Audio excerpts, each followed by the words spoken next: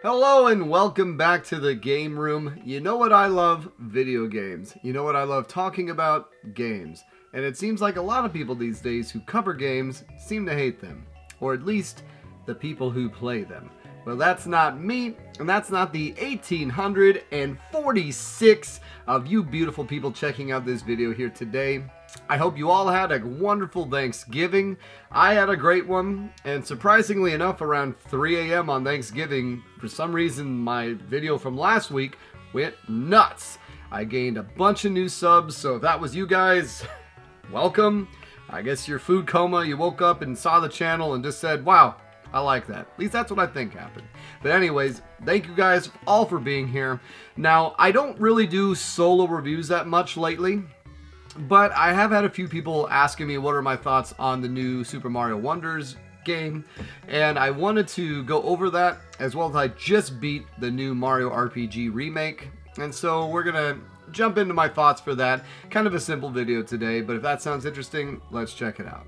There's a lot of games out there, some of which you've never even heard of. That's where I come in. My name's Luke. I've been playing games since the age of 2, and I have no life. This is my game room. Alright, so starting off, let's talk about Super Mario Wonder. So a little background here. I love the original Mario 3. I love Mario 4. When the new Super Mario Bros. Series came out on the DS, I didn't own a DS, but I did play one of my buddy's friends. I can't remember something, but I played it there and I thought it was enjoyable enough. When it came to the Wii, I bought it for that, and I liked it, but then they kept redoing it.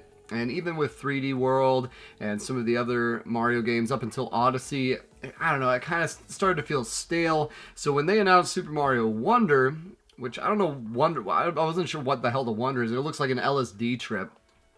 I wasn't quite sure what I was getting myself into, though I did remember when Mario Maker came out, a lot of the Mario team at Nintendo said, wow, we have some ideas now that we never thought about and that we want to implement into future games. And if the biggest thing I'll say about Super Mario Wonder is that yes, they did. And in a good way. Kind of like when you would play in Mario Maker, when you would play the random levels and you would get a really solid level, that's how this game feels. It is the most innovative 2D Mario game I have ever played since the Super Nintendo. It has, every level has some new mechanic you're learning, some new enemy you've never seen before, and it's just really, really interesting. And the whole thing about finding the Wonder Flowers is that each level, you can beat the level and get a Wonder Seed, or you can find the Wonder Flower and get a Wonder Seed that way. And this is kind of where I hate modern Mario design. They force you to find these collectibles because they time gate out levels that you have to find 10 Wonder Seeds before you can unlock X, or this before you can unlock X. Now, I will give them credit, at least they set it up between zones. So it's not like if you get every Wonder Seed in Zone 1, you then unlock everything in Zone 2. No. So Zone 1 has its own seeds, 2 has its own seeds, 3 has its own seeds. So that was a nice touch. And then there's also the collectible coins. You know, it's either the Yoshi coin or the blah, blah, blah, or the flowers or green, whatever. So in this one, there's purple coins. There's 3 of them in each level. Generally, they're pretty hard to get. And by getting that, those allow you to buy stuff from the kiosks, and also to sometimes there'll be little barriers in the road that you can then pay people 50 coins to fix a bridge or to destroy a rock or things of that nature. Now, there are a few levels that have secret exits, so you can actually blow past the flag and, you know, roll past it or go under or something of that nature. An alternate exit, and that unlocks an area to go to a few bonus levels, and then you can get to the Star World, which is another thing that was in Super Mario World. And that's with very difficult levels. And the game also shows you how difficult the levels are when you get into them, so you kind of know how to brace yourself for what's to come. Star World was cool. I was irritated that it also time-gated you from what you could do with the different Wonder Seeds, because then you had to find all the secret entrances from each different zone to get up there, which I'm pretty sure they had you do that in Mario World as well. It's fun, but it's not a formula. I don't know if it's because of the jump flag at the end of it. I liked the rolling the rolling thing from Mario World or just the 3 cube thing from Mario 3. So I've never been a big fan of jumping onto the flagpole, and that's kind of just been the norm ever since the new Super Mario Brothers series came back. But I will say, it is very, very enjoyable, and it's surprisingly innovative. Like I said, each level is fun to experience. Now, I don't know how they would implement this wonder system without having wonder seeds be the MacGuffin you're chasing, and then what's the point of collecting the wonder seeds unless you then have to time gate it to get to new areas. So I get it. It's just not a very fun mechanic for myself. I'm not sure how they could improve on that. Another issue, and also they've added badges where you can slightly augment Mario's abilities. So you can either float for a little bit, kind of like the way Peach would by holding your hat, or you can have a hook shot, or you can have a thing where you're bouncing endlessly, or you can have one where it automatically gives you a big Mario when you start a level. So that's a very cool, I guess, modern thing to add as far as you're giving yourself a loadout, and it augments the abilities a little bit. And some of them can, like the hook shot one made me feel a little bit like I was playing the Messenger, because you can really abuse some of that stuff, and it's fun. And you can still wall jump, so that's still here. So it really takes the mechanics from new Super Mario Brothers and just refines it a little bit. And certain things that you would be expecting that maybe aren't baseline, they have a badge for. So the triple jump, for instance, that's a badge.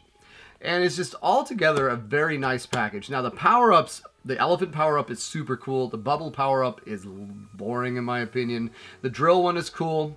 And other than that, those are the 3 new ones. They have the fire flower back, of course. And I think that covers all those. They're so powerful, though. That was one of the things about Mario 3 that I loved, the fact that the frog suit was only available in one world, the Hammer Bro suit in one world, the Tanuki suit in one world. And it really made them feel magical when you got them. Same with the hidden items you could get, like the P-Wing and the things of that nature. Whereas this, every single world, like, oh, okay, I'll get another elephant. If I lose it, no big deal. Or, okay, I'll get another bubble. If I lose it, no big deal. Which, yeah, it's better game design to have you get the power-ups, because that's where the fun is, and they can design levels around that. But it kills sort of the... I don't know. It kills a little bit. And also the worlds they've had this way is that you have a linear track, and then at some point the track opens up and you can complete the worlds in any order.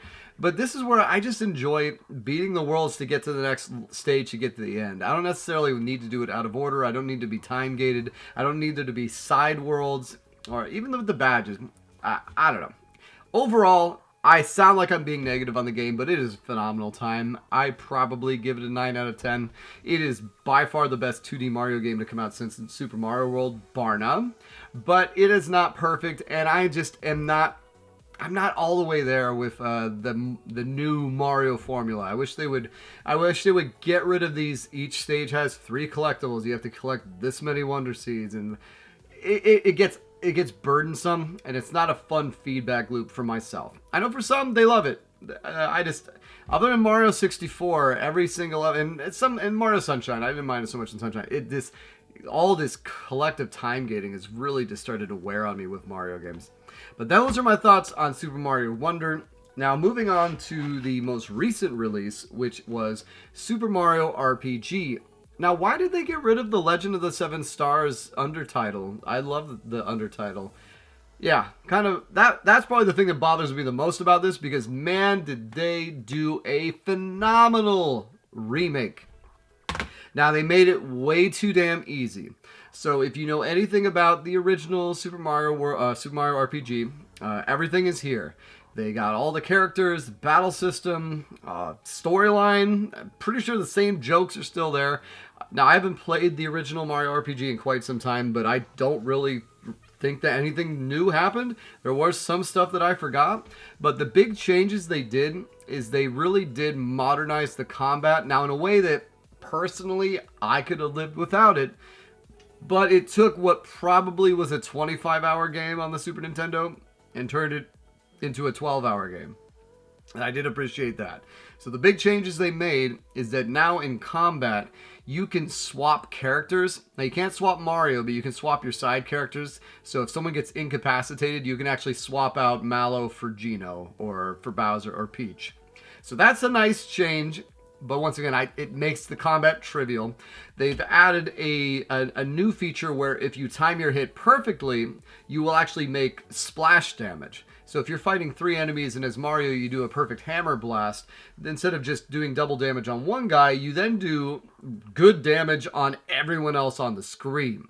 And so you can go through a pack of 5 mobs in 2 hits if you have both people splash damage and if you distribute your attacks out. So that was fun, but also, like I said, it accelerates the process. And as you're doing combos, so if you time your defenses this time, there also is the ability, if you do a perfect defense, to get 0 damage. So you really could blow through stuff, especially boss battles, because you could completely negate all damage. You could do incredible attack damage yourself and just destroy stuff. And then on top of that, they added a new triple combo meter where as you get the perfect dodges and the perfect hits, you can build up combos and then you do more damage. So once you get past 5, then your timed attacks start doing more and even more. And then you build up a meter to 100% and you can unleash a triple attack. And it's different depending on which combination of people you have. Some will attack just one enemy, some will attack the whole group. But using one of those on a boss fight at the beginning, because you can hold it, you can bank that. It doesn't have to, so it stays in perpetuity until you use it. So what I would do is when I knew a boss fight was coming, I would immediately launch with that, take 500-600 damage on him, nail him with Mario, nail him with Bowser, maybe go through 1 or 2 rounds of combat, but by then they were dead. That was it. There was never other than Smithy, the last fight, which honestly, I didn't remember any of it, so they could have completely changed it, but I did not remember the Smithy fight. But the Axe Rangers was a joke, the cake was a joke, the bird dude and the woman was a joke. Like, all the big boss battles I remember being intense. I didn't die. I died once, and the funny thing is I died once to a special enemy that if you kill them gives a frog coin, which I don't know if that's a new thing they added, because it felt like with all the enemies coming and giving frog coins, searching the world for the frog coins really wasn't that important. But yeah, I died to one of those because I think I had no flower points or something of that nature. And this time, it didn't make sense for me to distribute points because every time I leveled up, I just gave more damage to Mario. I did every time. I never gave him health or magic once. Mallow, I only gave magic. I think Bowser, damage. Like it felt less. It felt like there was less to it. Now I loved it. I really enjoyed it. Now the modernized music was okay, but to be honest, I kept swapping back and forth, and every time I'm like, man, that sounds really good. This must be the new version. I would look and see my settings. I'm like, no, I'm on classic. So that's just that OG Mario RPG music does not need to be touched. I find a lot of times when they modernize music in these games is they think by adding extra instruments and making it sound more orchestral, it makes it sound better. But I don't know about you guys, but I really like that synthwave sound. I like electronic music sound, and I like video game sound. So sometimes I don't want it to sound like an actual band playing in the background. I want it to sound like a beat, like a movie track or a soundtrack. So that's why every time I would go back and forth between this new soundtrack and the old one always struck my fancy so much better. But overall, phenomenal remake. I wish they had done Final Fantasy VII Remake this way, because what a love letter to the source material. They streamlined it so it's much more approachable for a modern audience, while it is far too easy for someone who knows it. And yes, when I was playing it, it did hit me a few times. I was like, man, I should just go play the original. But you know what? I can. This was nice because I had it on my modern console, I have it on a new game, some nice shelfware, shiny new graphics, some nice new nuances. I could go through and do the ultimate boss if I wanted, or the boss rush mode. I just don't really have any interest. Oh yeah, the Jinx fight. The Jinx fight was kind of difficult. But overall, fantastic. Probably still give it a 9 out of 10 just because of it's not perfect. But yeah, solid games for both of them. And you know what? Let's do a bonus. Let's do a bonus here just because I don't think I've ever talked about it. And that is Bowser's Fury. So I played this last year and I wanted to talk about it. The 3D Mario 3D World, yeah, I've gone through it. But Bowser's Fury was actually surprisingly fun. sort of an open landscape where as you approach different areas that would unlock new challenges. So it's almost like I see them maybe doing a Mario Odyssey type stuff with this in the future where all the worlds are connected, and then once you get to a new zone, then you get your new tasks.